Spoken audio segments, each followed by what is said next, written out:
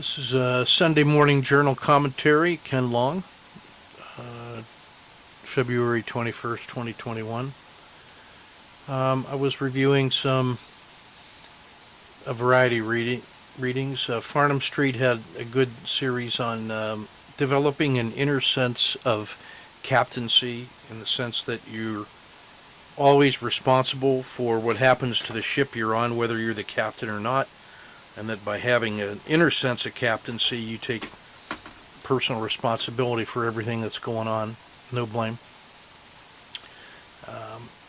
Especially when it's accompanied by a sense of skin in the game and consequences.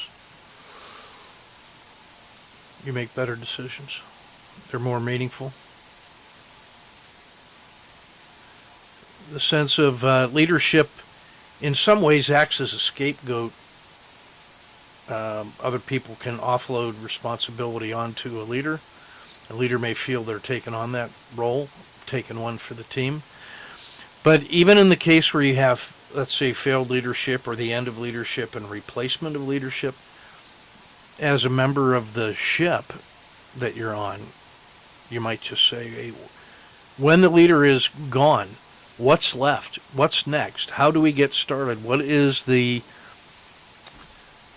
spark that creates that next moment of leadership, and is it inside you, or what are you waiting to see? In the absence of leadership, what does that feel like on the inside of you? What are you waiting for? What's the extra thing that's needed that you don't already have? So if leadership is about creating conditions in which things can occur, you're really operating in time, space, and resources, and doing what you can to put things in motion or to create the potentials for others and the group. This was all connected to our idea of the voyage of work, being related to sailing, and transoceanic travel. What responsibilities are we taking for the journey we're on?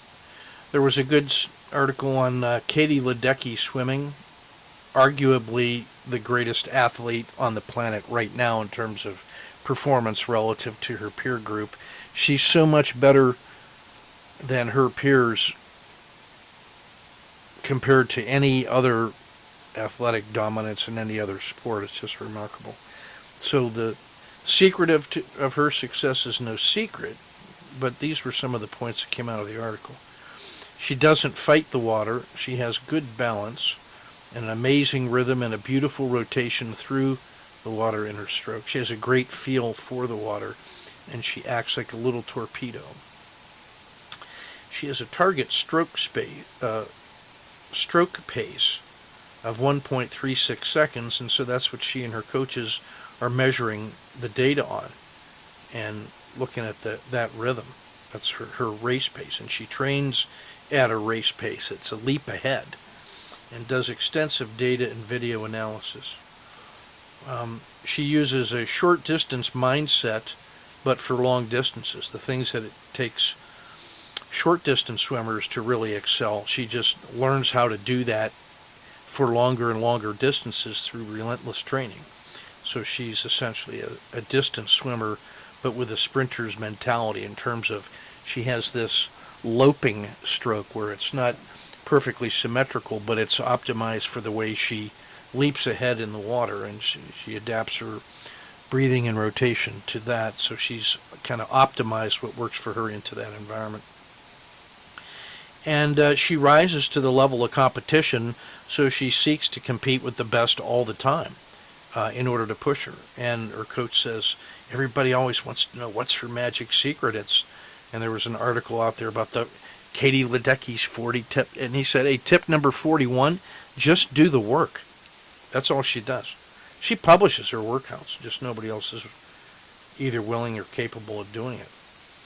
That transition to some Farnham Street discussions of the margin of safety, a mental model that talks about how to engineer decisions inside a framework that gives you some margin of safety to allow you to operate routinely. And they express that as being able to replace parts in a maintenance system early instead of waiting to the last minute when it goes catastrophic and then having to pay the price of that hurry up and fix a catastrophically broken part. So understanding the limits of your systems and the components helps you with those margins of safety. So we can think, how are we creating margins of safety in which we can make our best decisions? There's sort of a cost of that, though. The earlier replacement does come at a cost. There's certainly an opportunity cost too.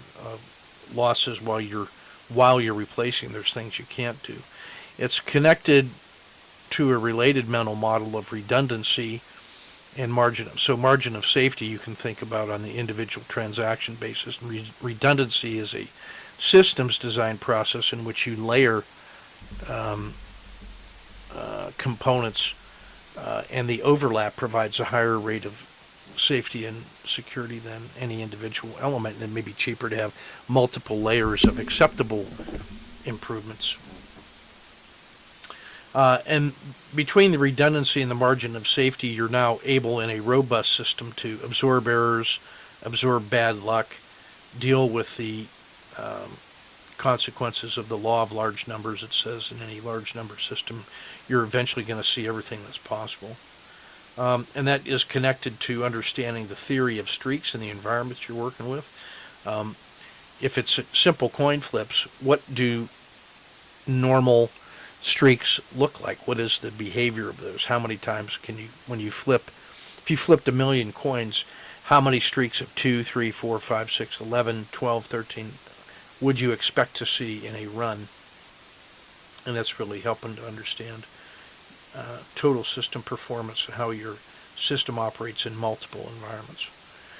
Shifting to the area of mindfulness often feels like trying to find that space between a rock and a hard place. The problem is there's so much past and so much future closing in on you that the present, where mindfulness can occur, just feels often overwhelmed by trying to recall so much, and the past and what it brings forward into the situation. There's so much of it, and there's so much of the future banging to get in, their consequences or potentials, that trying to carve out this present space to see what's going on in the only moment when we can actually act instead of just react. That seems to be the challenge of mindfulness. We had a wonderful Saturday morning story circle with the Owl Story Group. Our topic was service, and without telling their stories, my reactions to them, we just had an amazing retelling of the Korean War hero Father Kapan and his long overdue Medal of Honor, which came about because of the research one of our guys was doing, and a life truly of selfless service under the most difficult conditions. A real human.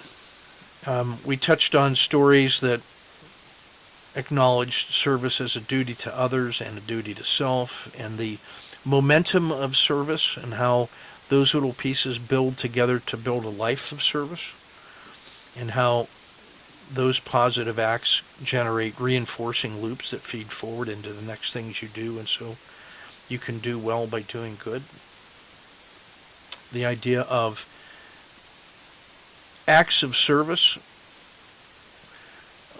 leverage themselves through inspiration of others, and that you get a real powerful scale in human society when service behavior gets replicated based on inspiration. Folks touched on the importance of family traditions and examples of service they had grown up with, and that's really that cultural legacy of leverage and scale that I just talked about. And that there was reminders that service is not always the great and grand, but in every little thing there are moments and choices in which you can act in a way of serving something larger than yourself that you're connected to, that's actually part of yourself. I'm reminded of the Zen monk Takuan Sodo's deathbed directives to his disciples to just, hey, get on with living and life when I'm gone, and that would be the best duty and service you could perform. And then finally, was looking at some ideas on designing the office space for thinking and deciding and learning, and the power of the environment. And the article talked about the Buffett environment. He doesn't even have a computer in his office, so it creates the time and space, that mindful space-time to make decisions. The Steelcase Company in Brody manufactures some little study spaces for public and private spaces that really are kind of amazing for creating conditions that optimize study and give your brain a chance to operate in a very healthy environment.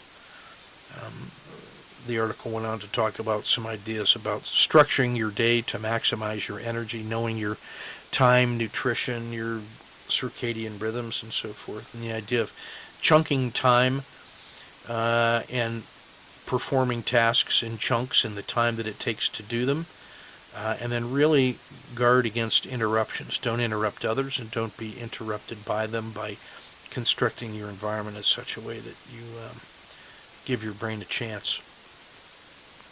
And it finished up by talking about ways of making effective behaviors easier.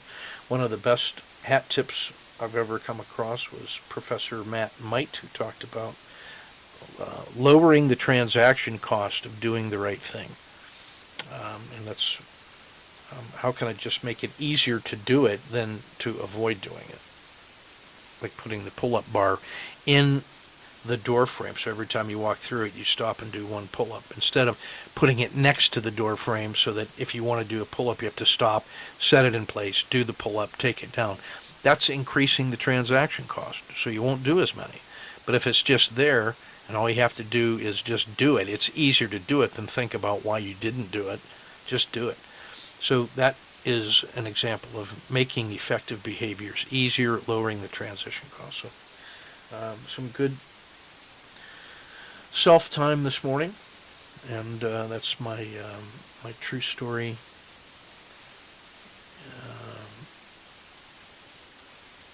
journaling moment from this morning, setting conditions to do some integrating thinking.